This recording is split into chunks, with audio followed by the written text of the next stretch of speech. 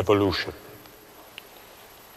The idea that non-living things can change into living and bacteria into people is nothing new.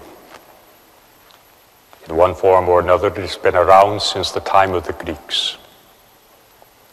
Today, however, many scientists are agreeing that this kind of evolution is unprovable and is really no more than a belief. That belief, however, is being taught in most schools and presented in museums as a scientific fact.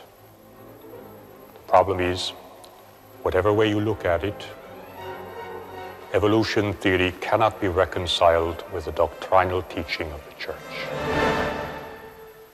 The Church teaches that the ancestor of all mankind was one real single man called Adam, who before he committed sin was immortal. That means he could not die, and was physically and intellectually perfect, a kind of Superman. But was Eve immortal too? Yes, being immortal, they had no need to grow old. The aging process is one that leads to death. Neither Adam nor Eve before the fall were subject to that process. They were formed not as helpless babies, but as adults, with all their faculties fully developed. So the evolutionary idea that man evolved through a series of grunting, inarticulate, ape-like ancestors is in violent opposition to the teaching of the Church.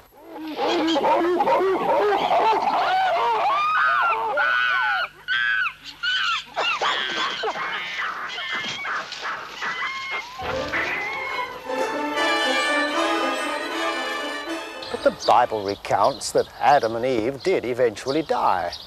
Yes, they were punished for eating of the forbidden fruit, which they thought would make them as knowledgeable as their Creator. Part of their punishment was the loss of their immortality. They started growing older. If they hadn't eaten the forbidden fruit, would they have had any descendants? That was God's plan. Their immortality and their talents would have been inherited by their descendants. Instead, all we have inherited is the guilt of their original sin, its effects, one of which is the aging process, and some of their gifts, physical and intellectual, that they were allowed to keep.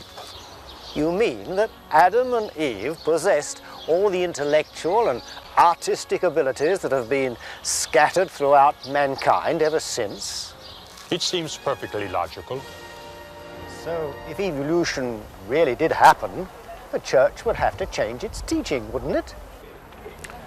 Unfortunately, people have been taught for so long to believe that evolution is a scientific fact that they feel obliged to change Christ's teaching, the doctrinal teaching of the Church, to fit evolution theory rather than doubt it. Many say that Adam evolved from some pre-existing species.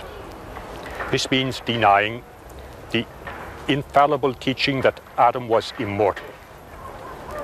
Others say that Adam was only a symbol for a lot of primitive humans freshly evolved from the lower primates. They must not only reject the magisterial teaching that Adam was the first man, head of the human family, they are also obliged to reject or reinterpret the basic doctrine of original sin committed by Adam. What they don't realize is that these teachings cannot be changed. But why is that, Father? Because they come directly from Christ. You see, St. Peter and the other apostles received the power through the Holy Spirit not only to understand the real meaning of Christ's teaching, but to hand that meaning on to others. As the apostles laid hands on the ministers they ordained, so those ministers in turn laid hands on others, and so on. In this way, the teaching handed on from generation to generation right up to the present day was preserved intact as Christ gave it to the apostles. So irrespective of what any individual may say, when the Church teaches authoritatively from her magisterium, we are guaranteed that we are receiving the personal, infallible teaching of Christ as originally revealed to the apostles. The immortality of Adam and original sin are such teachings.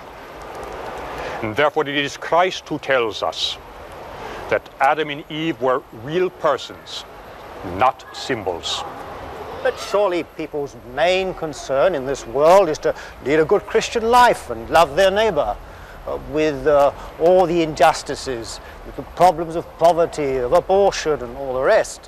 Whether or not you believe that Adam was the first man hardly seems very important. So it might seem. But unless we love God, we cannot receive the grace we so badly need to help our neighbor. You see, Christ made it very clear. He said, "If a man loves me, he will keep my word, and my Father will love him, and we will come to him and make our home with him. He who does not love me does not keep my word." So when people do not accept the doctrinal teaching of the Church, that is Christ's words to us, they are disobeying God's command to love him. But the matter does not end there.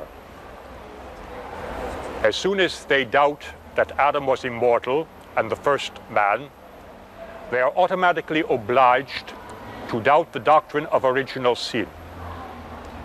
As a result, the connected teachings, such as baptism and redemption, are changed.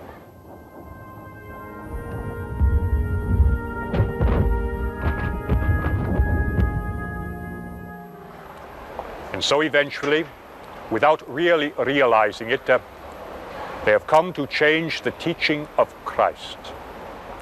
And for the sake of an unprovable theory, they have lost the grace that keeps their faith alive. This is a very grave situation because it affects our chances of salvation. Perhaps this program will help people to see that evolution is not supported by science and is prejudicial to the faith.